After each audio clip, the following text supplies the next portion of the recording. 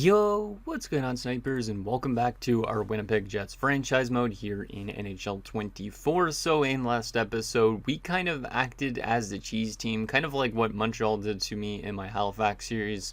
But basically, we took out a very good Dallas Stars team, and now we're up here in the second round against a very good Colorado Avalanche team. So hopefully we could manage to beat them as well. It's definitely going to be a tougher task because the Colorado Avalanche have been a very solid team in pretty much both of my series so far up to this point, but they have a very good roster and it is going to be very tough to contain them. Basically, both their power play lines have like nobody below an 87. Their top six is filthy as well. It's going to be a very tough time for our team. That defensive core is maybe the best I've ever seen for an AI team, and they do also have the solid goaltending behind them. So yeah, it's definitely going to be a very tough task for our team. But obviously, it's going to be a very good learning experience for the young team as well to go up against a very good team like Colorado, because this is kind of the type of team we aspire to be down the road, where we have very good top six lines, we have very good bottom six lines, good defensive score, good goaltending, all that type of thing. So hopefully we could get to the point where the Winnipeg Jets are looking like this and winning Stanley Cups, because that would be pretty damn amazing. But anyways, before we get into the second round matchup, let's get into your guys' comments and see what you guys have to say about the first round win against the Dallas Stars. So the first comment is from Saturn Otaku, who says, a surprising result to be sure. Give Dostal the net for round 2, but keep him on a short leash. Conference finals or bust. And I totally agree. I think Dostal definitely should be the starting guy, but obviously on a little bit of a leash just in case he ends up doing not that good. Because he wasn't the best in the first round. As you can see, he had a 4.2 goals against average and an .880 save percentage. And then you go to Colton Ellis, who played the one game to close out the series, I think it was, last round. And yeah, he was pretty good in it. So we will turn to Dostal for game 1. If he plays bad, maybe we go to Colton Ellis for game 2.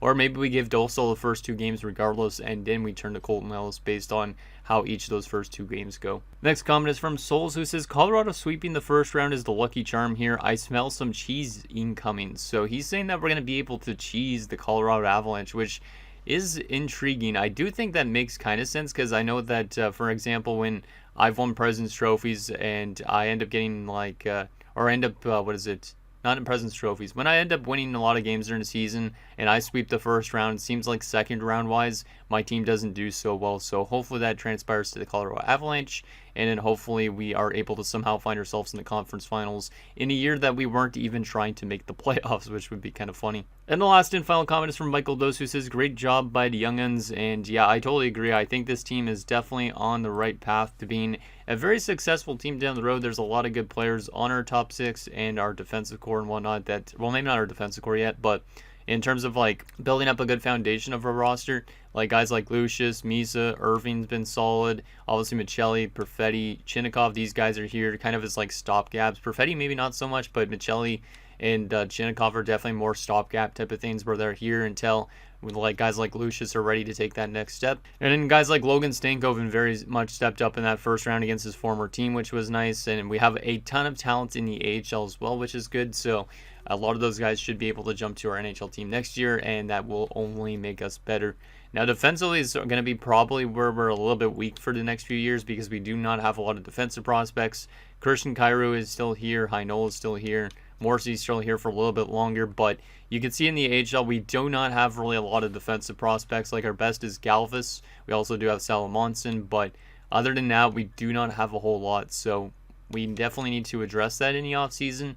And then we also need our goaltending prospects to develop a little bit more as well. But we do have a lot of guys that are likely going to join our NHL team next season, which is very, very exciting to see what ends up happening with our team. But anyways, let's get into the second round matchup against the Colorado Avalanche and see if we could pull off another upset. Like we were saying, there is a chance that we could be the cheese team. I will actually show you guys quickly, because if we go to team stats in the playoffs right now, Colorado is better in, I think it was in every single category in the playoffs, right? If I remember right. Yeah, they were scoring more goals for, they were better defensively, they were better on the power play, and they were worse on the penalty kill technically. So in a way, they're technically better than us in most things, but the thing is, since they swept the first round, does that mean our team's all of a sudden just going to completely crap on them? There's a chance of that. So I'm hoping that we could get to the conference finals. It would be nice, because once again, good learning experience for the young players on our team. But At this rate, that would just make our pick later and later, but at the same time, I don't think it really matters too much if we are to go on a tear and somehow win a Stanley Cup again this season. So, anyways, here we go. Game number 1 in Colorado. Can we get some wins on the road in, I guess, the Mile High City, right? Let's see what happens. First period of game number 1. And it's 1-1. I'll take it. They did score first, and it was only 25 seconds in, so not a great start for Dostal, but then he shut down the rest of the period, which is good. David Gustafsson tied it up with 24 seconds left, so 2 goals on the opposite ends of the period, and it's 1-1 after 1 with the shots 13-9 in favor of us. Can we find a way to get our first lead of the game? Second period, 2-1 Avs. Mikko Rantanen scores on the power play. And the shots are dead even at 20 apiece. It's a 2-1 game. Not too bad so far from Dostal. Definitely still a chance that he could completely crap the bed completely in the third period. But there's also a chance that we could claw back into this game because of how he's been playing so far. So let's see if our team could tie this game up in the third period. Maybe get this one to an overtime or even somehow win it in the third period. Come on, boys. Power play for us. 5-on-3. And we did not score on it. Damn, man. That sucks. Our power play needs to be a little bit better there.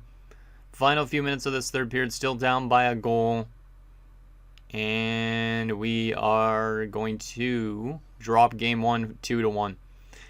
Kind of as expected, Colorado's a very good defensive team, and they just proved that in game 1. They are now 5-0 in the playoffs, so I'm not going to make any adjustments, I don't think, going into game 2 yet, because I think that was just a routine game. Our offense didn't show up. But it was a good game from Dostal, so that's at least good. Gustafsson from Chinnikov and Michelli is our only goal. Yeah, we could have easily won that game based on how Dostal performed, so, yeah.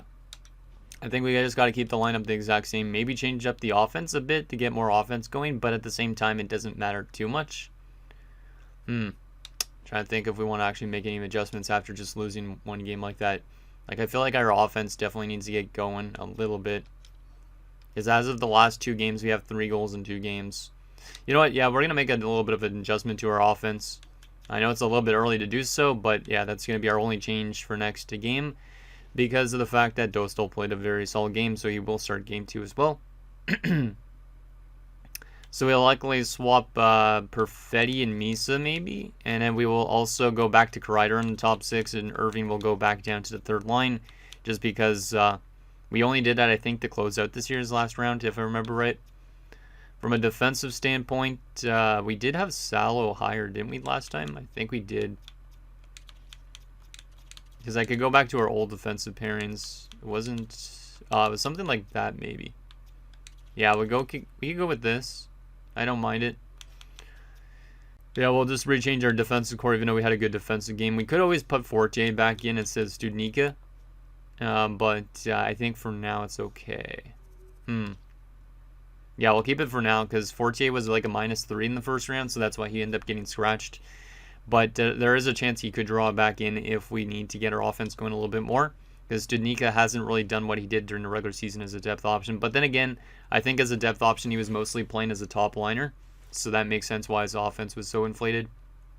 But here we go, game 2. If we could get at least 1 win in Colorado, that might set us up for a good scenario if we could win our home games. So let's see, can we get a win on the road? That would be great. First period of game number 2. And it is 0-0. Another good defensive period. Another good goaltending period from Dostal.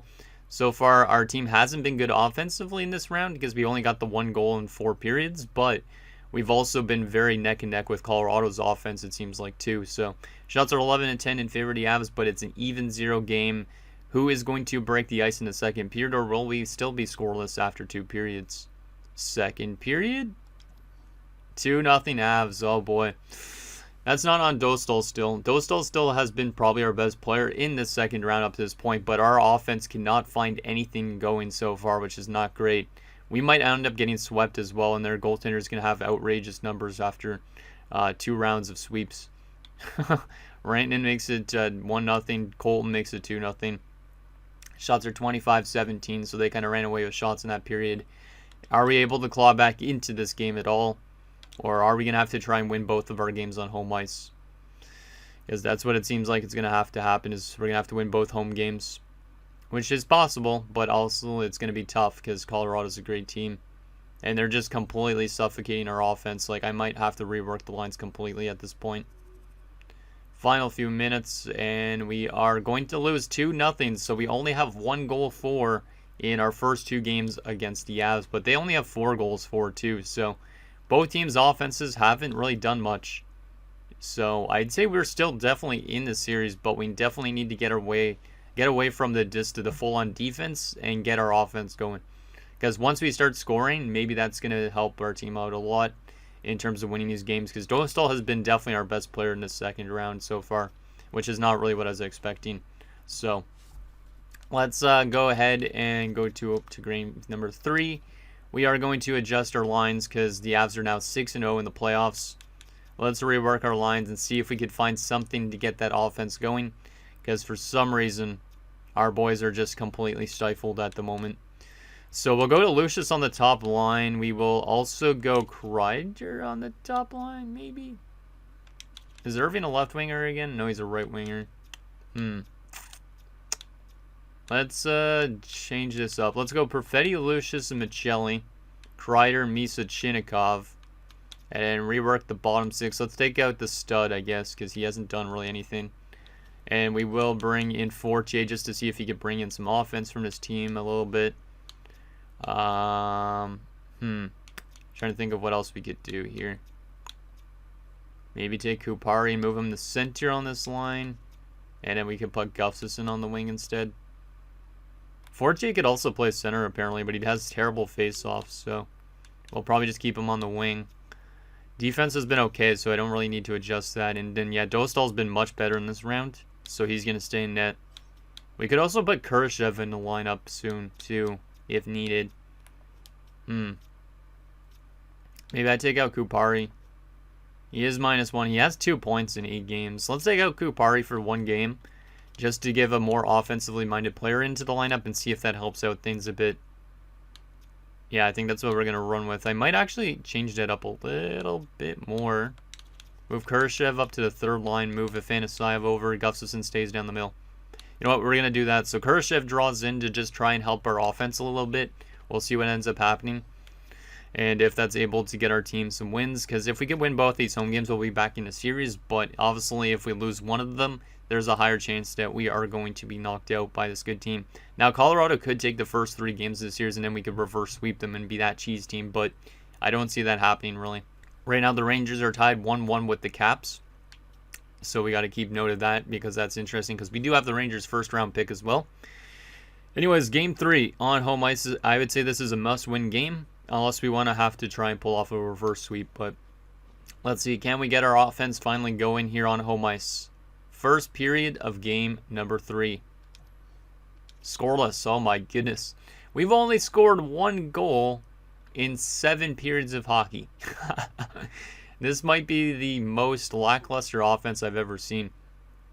But at the same time, like I was saying, this is a good learning experience for the guys to know what they need to improve on going forward. So I'm not going to be mad if we end up losing this series, but I'm going to be kind of disappointed in the offensive effort.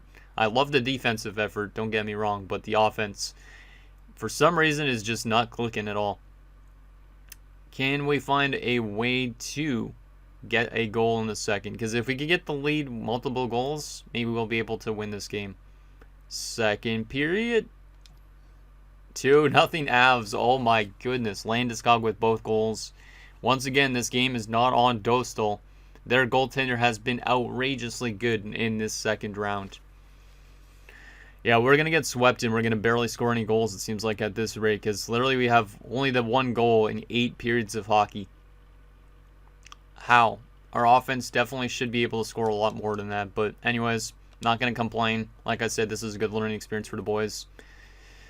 But it looks like, oh, Robin Salo scores. There's our first goal since game 1, and Cole Perfetti ties it up. I knew our offense maybe had something in them, but Landeskog completes the hat trick and gets the Avs back the lead. That's not ideal. Come on, boys, let's respond to that. It's good to see us score 2 goals, but it's in rapid succession. We need more than that. So, can we tie it? No, we cannot. We lose by a goal again. We've been neck and neck with them every single game, but our offense has just not been consistent. Perfetti and Salo with our only goals, and of course then we gave up a goal to Landeskog. But once again, Dostal was good. Almost got us the win. But our team just can't find that consistent offense, which is a very big problem. Salo second to the playoffs from Kyrou and Michelli, and then Perfetti from Michelli and Heinola. Well, can we pull off a reverse sweep?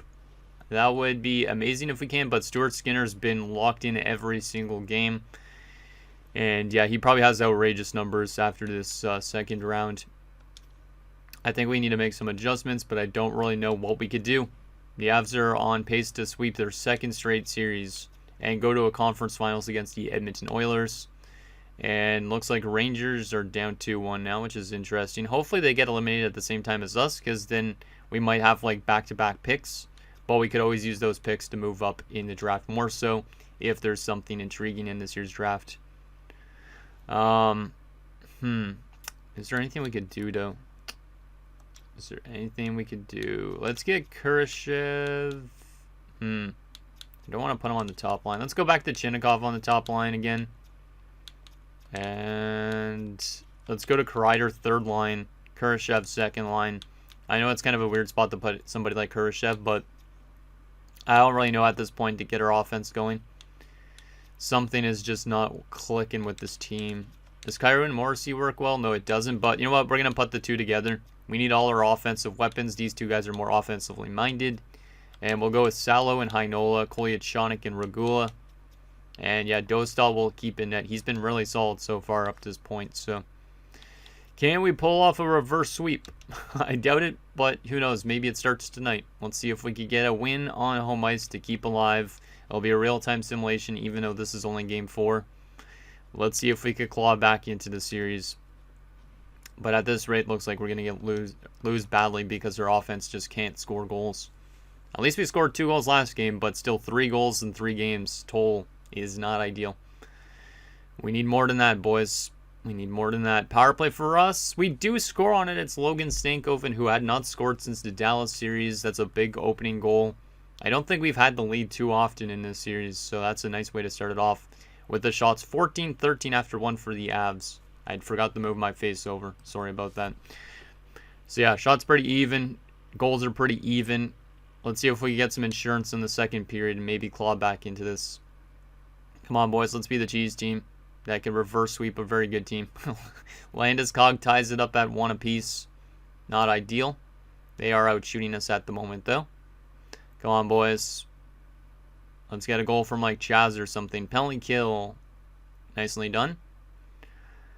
And it's going to be 1-1 going into the third. So once again, our offense is back to where it was. We only have literally like a goal a game in this series because we scored 1 goal in Game 1, didn't score in Game 2, scored 2 in Game 3, and now we have 1 here in Game 4.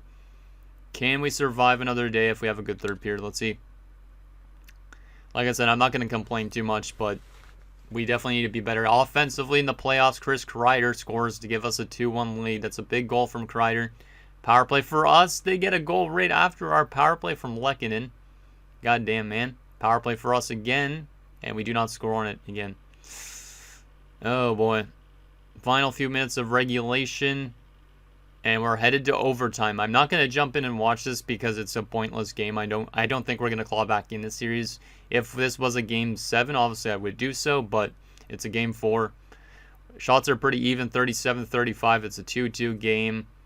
Are we going to find an OT winner to get us back into the series, or are we going to lose in 4 games to the Avs? Let's see what happens. Who wants to be that guy for us? Maybe Perfetti, since he hasn't really done much in the series, I don't think. He has 1 goal, I'm pretty sure, but still hasn't done much like everybody else, and we do win the game. It's the rookie Irving with the game-winning goal. Let's go. I think I mentioned last episode, he's a guy that gets a lot of game winners. He had like 7 in... He had like 7 in the regular season, and he's got like 2 in the playoffs.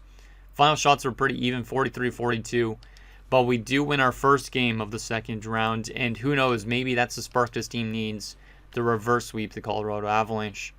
So Stankoven from Chinnikov and Lucius, Kreider from Irving, and Irving from Kreider and Stankoven. Let's go. So putting Kreider on that third line seems to have worked in that game quite well. But yeah, Aiden Irving is very surprising. What a great game as well from Dostal. He has been great in every single game up to this point. which is not really what I was expecting with how he played in the first round. So good on Dostal for finding himself, but we do need to still win 3 more games. It would be amazing if we reverse sweep them here, because I almost feel like we might. Because I know from being on the other side of perspective, when you're just playing so good defensively and then you lose one game by only a goal in overtime, all of a sudden the tide seem to turn. But it could be one of those series where obviously the Avs just win in 5 or in 6 games. But if we're able to claw back into the series, maybe even get it to only a game 6, at least it shows our team is still competitive against a very good Avs team. Because that was the first loss the Avs have had all playoffs, which is amazing. So let's keep the team the exact same since we got the win. We now have how much goals in this series? 3, 5, 6 goals in 4 games. So we're starting to get our offensive legs a little back into us, but obviously we need to be it more consistently. Let's see if we can take it to a game 6 with a win here. Another real-time simulation. We're in Colorado now, so this is going to be tough. Can we find a way to win another game after an OT win? Johansson opens the scoring early for the Avs. Not ideal. We are trailing. Last game, obviously, we scored first in, so we need a response here. Ross Cole makes it 2-0. We're going to need to have a good second period. We're going to need to score 2 goals of our own. I've seen that happen a lot. Cole Perfetti. I almost said Paul Perfetti. Makes it 2-1, so that's a huge late goal from Perfetti. I did call him out last game. Shots are in our favor, 15-10, so Stuart Skinner's playing really good, but we're only down by a goal. Can we tie it in the second period? Maybe grab a lead? Because I think we're still in this game. Come on, boys. Let's get that next one. That next goal is pretty big. Travis Boyd, of all people, makes it 3-1 Avs. That's not ideal. Do we have a response to that to keep in the game? No, we don't. Dylan DeMello, our former defenseman, makes it 4-1, but Fortier makes it 4-2. McKinnon makes it 5-2. Okay, so now Dostal's playing his worst game of the playoffs, of course. Stankoven pulls us back within 2 again with a power play goal to make it 5-3. And we're going to be trailing by 2 goals going into the third. Do we have a comeback in us in the third period? We're going to need 2 goals at least to tie it up. But can we find a way to somehow cheese the Avs and win this third period and win this game? That would be amazing if we can, but like I said, I don't think we're going to be able to win this series regardless, but I think our team is definitely at least showing a little bit of fight here late, but obviously it's a bit too late to do it. Shots are 25-24, down by 2 goals. We need an early goal if we're going to even try and claw back into this game and in this series. Come on, boys. Let's get that early goal in this period and then see if we can tie it up here. Come on, please. Nishushkin makes it 6-3. Of course, Dostal had to play great up until this game where we could get eliminated in. Oh, well. Like I said, good learning experience from the boys to go up against a very good team like the Avs. Morrissey does make it 6-4. But it's a little bit too late, unfortunately. And yes, we are going to be packing our bags in round number 2. But like I was saying, good learning experience for the young guys on this team to go to a round 2, to go up against a good team like the Avs. And hopefully they could take that learning experience into next year's playoffs if we make it, or future year's playoffs. Because the next year we might not even be a playoff team because we might have a lot of young guys in our lineup, so we might not be a playoff team. But at the same time, it might be still kind of like a tweener team. So Perfetti from Michelli and Morrissey. We had Fortier from Afanasyev and Gustafsson, Stankoven from Cairo and Lucius, and Morrissey from Salo and Chinnikov. So at least our offense found itself a little bit near the end, but for the most part, we had our offense suffocated in those first 3 games, and there was no way we were going to be able to claw back almost. Because, yeah, when you only score 3 goals in 3 games, that's not ideal. We did score 7 goals in our last 2 games, though, so that made up for a little bit. But the Avs are now 8-1 going to the conference finals, and the Rangers are also on the brink of elimination. So we honestly might be eliminated right in the exact same spot as the New York Rangers were, which is funny since, like I said, we have their pick. Let's take a look at player stats, even though there wasn't really much offense going for us in this round. And then we'll see who ends up winning the Stanley Cup in 2027. So Lucius was good during the playoffs for the most part on offense, but defensively our team just wasn't great. Perfetti was very terrible defensively. Stankoven was actually pretty good in terms of defense and offense, +4, 8 points. Misa wasn't great defensively. He definitely slowed down a lot offensively as well. So we definitely need more out of Michael Misa, but obviously he's a young guy. He's going to definitely be much better next year and for years to come. Gustafsson was solid defensively as well. Like, I'd say Gustafsson was better than Misa because he had better defense. Kupari, 2 points is not bad. Khrushchev was a -3 in 3 games. Maybe I should have taken him out of the lineup. Yikes. Studnicka was even 0, so maybe we should have kept the stud in. Michelli, 9 points, -5. Kreider, 6 points, even 0. Afanasyev, 3 points, +3. So a couple of guys were actually plus on the team, which is kind of surprising. Chinnikov was good, and then Aiden Irving.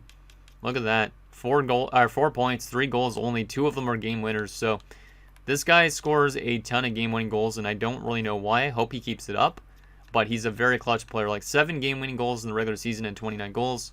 Playoff-wise, 2 game winners out of 3 goals. So who knows? Maybe good things are to come for that guy. Defensively, Morrissey was good offensively, but holy crap, some of these plus-minuses. Like Heinola was tragic. Robin Salo was not great either, really. He did have some offense, though. Kyrou was solid offensively. Kolyachonok, once again, was good defensively. He seems to always be the guy that's good in terms of plus-minus, but I don't know if it's because of lack of ice time or what. And Regula was solid as well. And then from a goalie perspective, Lucas Dolstall was good in mostly every game in that second round, except for that last game, so he still had a below a 900 save percentage, but he was really not that bad. Colton Ellis was really solid in his 1 game he played.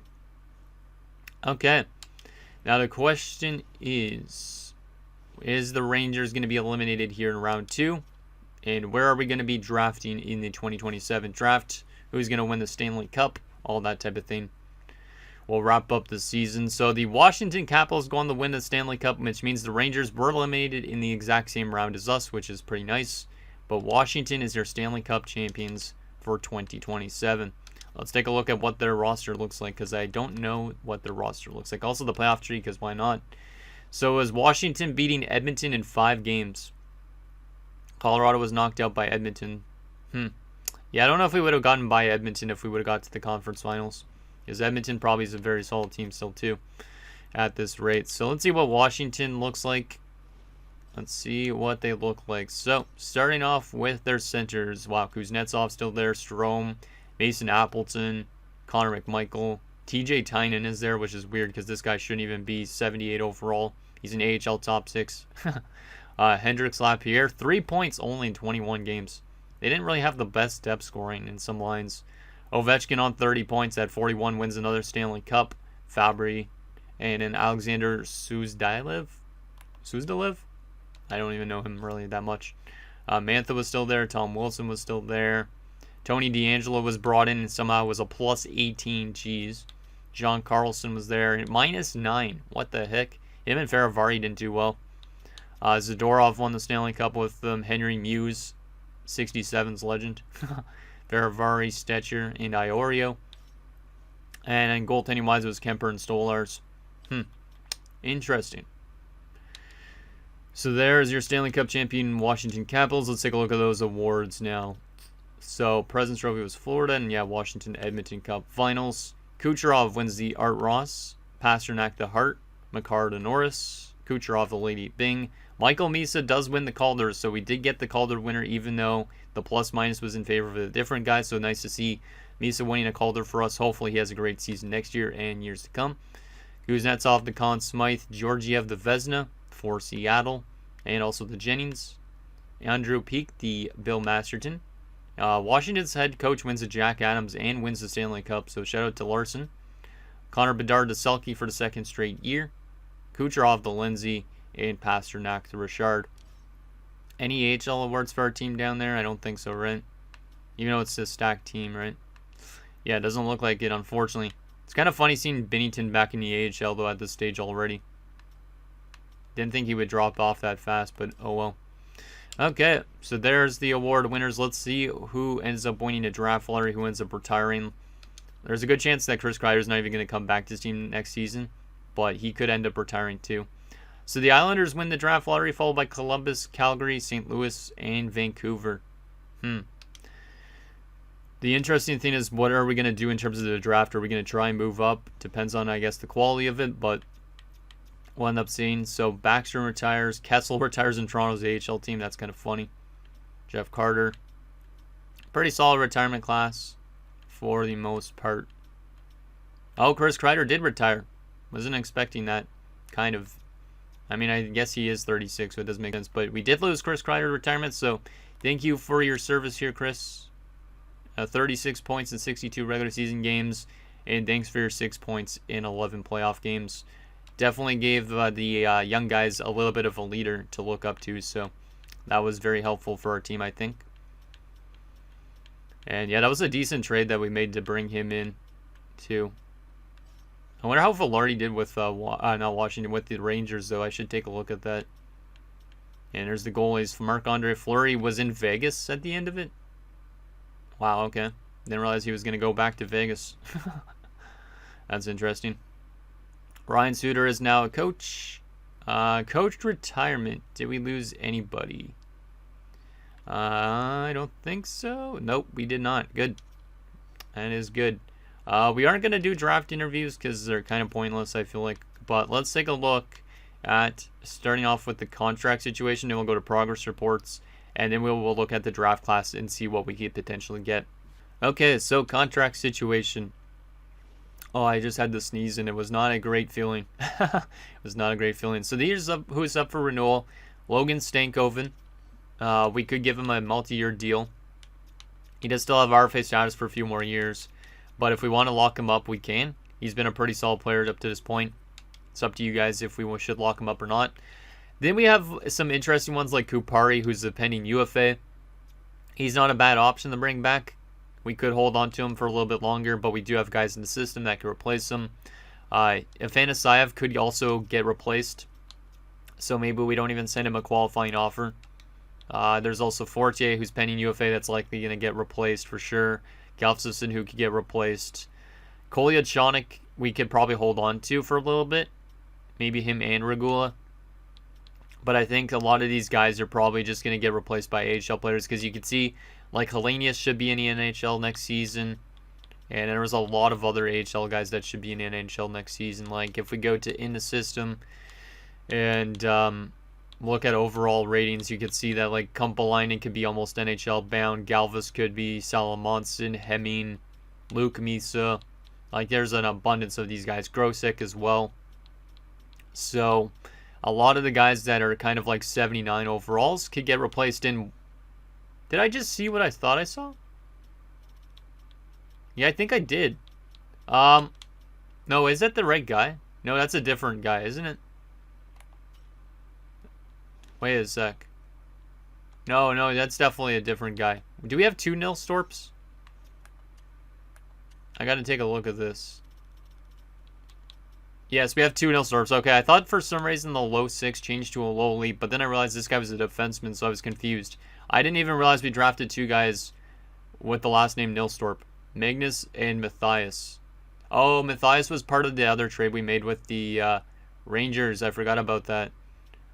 Oh, yeah, okay. Okay. Now I know why. But that's kind of neat. I didn't even think about that. So, yeah, we have a lot of guys that could end up jumping to our NHL and AHL team next season. So, I feel like if we go to the all expiring, a lot of these 79, 80 overall type of guys could easily get replaced. So, we got to think about who we should be letting go of and who could be still on this team next season. Because we are right up there at the contract limit. So, I think it is about time that we let go of a lot of guys that won't pan out. Or guys that we don't need. Like Torgerson doesn't maybe even need a qualifying offer. Because he was scratched too. So there is that. Progress report wise, did we get any substantial growth from guys like unsigned players and whatnot? We got a lot of statistical growth. Michelli has jumped up to an 88. Misa's jumped up to an 88. Misa's is natural and some statistical. So he might be more of like an 86. Stankoven looks like he got some statistical as well. Yeah, it looks like we're getting an abundance of statistical growth. A lot from Michelli. Heinola even got a lot of... Actually, Heinola was natural growth. Okay. That was a little bit of a late bloom for him. That's nice. But yeah, like Lindstrom could jump to our NHL team next season. He's a 79. So we definitely got to make some decisions on who to let go of. And I think a lot of the guys we signed last offseason could just leave this team. So there is that. In the system-wise, Nilstorp, yeah, that low elite that we brought in from the Rangers up to a 71 at 20 is nice. He should be AHL bound next year. Skrbik got a lot of growth from a bottom 6. Grosek up to a 76 is awesome. Yeah, we're starting to get like very good growth in the system too. Like Scarlett's up to a 56 after a year. Cam's up to a 69, which is great and very nice. Dag is up to a 75, so he might be a year or two away from the NHL. Yeah, I'm really liking the fact that a lot of our prospects are developing really well, and hopefully they continue to do so. Anybody not get a really lot of growth? Let's see. Who got? Let's see. Younger guys. Salem Monson didn't get any growth. That's a bit concerning. So there's that. And final thing, the draft class. Let's see our picks again because I don't know where we're exactly drafting this year. 18, 22, and then we have our 4 second-round picks. Okay. So now comes the question if we move up in the draft or if we hold on to all these picks, because we could easily move up a lot of spots if we really want to. So let's take a look at what this draft class looks like. Because we have 18, 22, and a ton of second rounders to use to move up. So is there anybody worth moving up for in this draft? If you guys see anybody intriguing, let me know as well. I don't feel like it's worth it maybe because there looks like, oh, this guy might be elite. But he also might be a high overall top 4. That's a risky player, but I will pin that guy. He is an offensive defenseman, it seems like, at this rate. This guy's also very solid looking, but it's not confirmed. So there might be actually some really solid players in the early going. Keeping, he's a DFD probably, but we'll still pin him. He might be elite. His draft class might not be too bad. Dollywall, 3 years out, might be more of a low elite or a medium elite. Yeah, this might be a good class. It might be, but also might fall off soon. Who knows?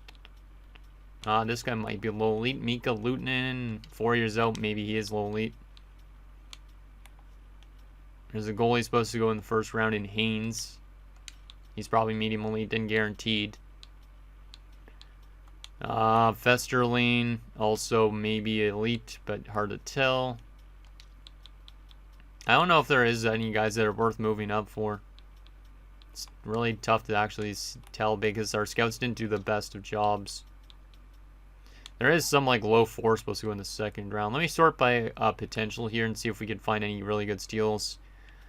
But there is a chance we could try and move up, or we could just keep with our picks. But our own areas where we're drafting don't look the best, so we could still try and move up. If a team wants us to move up, that would be good too. I don't really want to move up with a team that doesn't want to move their pick, because then we might have to give up more.